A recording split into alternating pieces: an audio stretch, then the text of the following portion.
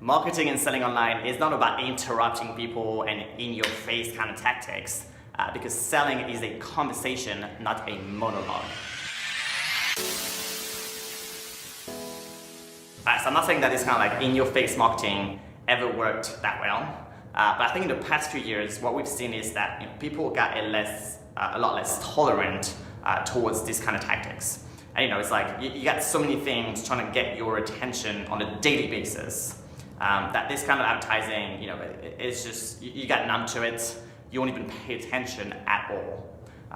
And like a traumatized animal, if you try to sell something forcingly to people, they will retract, they will run away, and they will never talk to you again.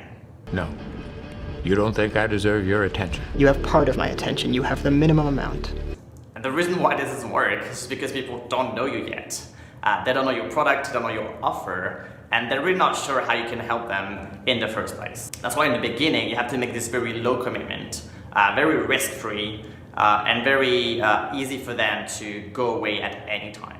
And I think that's why you should start learning about permission marketing. Now, permission marketing is a term coined by Seth Godin in his book, Permission Marketing.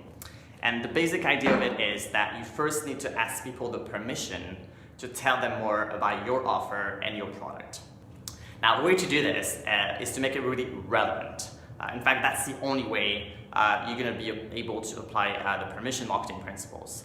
You have to make your message very relevant and very personal to your market and your niche. Obviously, the first step is to actually know who you're selling to in order to make that message very relevant and personal. Now, I think that marketers and people can help each other.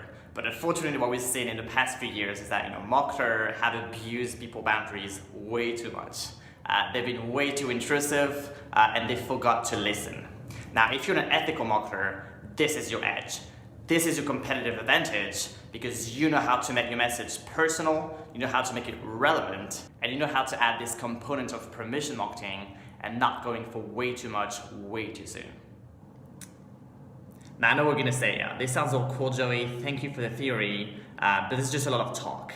How do we make this happen for us, and how do we apply this? So, chill. I'm gonna give you some very practical tips for you to implement today. Alright, so tip number one, and the first thing for you to implement, always ask for people to engage with your content. And you really have to do this in a way that it's not just because it's good for the Facebook algorithm if they comment on your post, but it's really to start that conversation and actually listen to the feedback they have about your content. And this is how you start the conversation, this is how you start the relationship with your customers. Alright, so tip number two is, although you do have to go for the sale at some point, the context around when you go for the sale matters. So to give you an example, if you ask people for their email to send them a free piece of content, then you can't go the next day and send them an email asking them to buy something. That's not what they signed up for, and doing that, you kind of betray that trust, and you kind of betray these permission marketing principles we talked about. All right, and the last tip, and probably the most important one, and I almost hate to say it because it's so cliche, but you have to give people first a lot of value before asking them for anything. So entertain them, educate them, and make this very relevant, and make them want to hear more. So you have to guilt them into buying. And what this does is that instead of going for the sale the first time around, you're extending the sales process. You're adding step before going for the sale, and people will see you more times. People buying online, the decision process has been very extended, and they're willing to see you, several times before they can trust you, before they know you, and before they will buy anything from you. So you want them to see you many times before going for the sale and building that trust.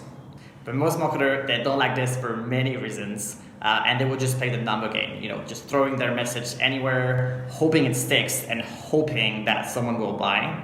But be smarter than that, and first build that relationship, first build that trust before going for the sale. And again, remember these permission marketing principles that we talked about.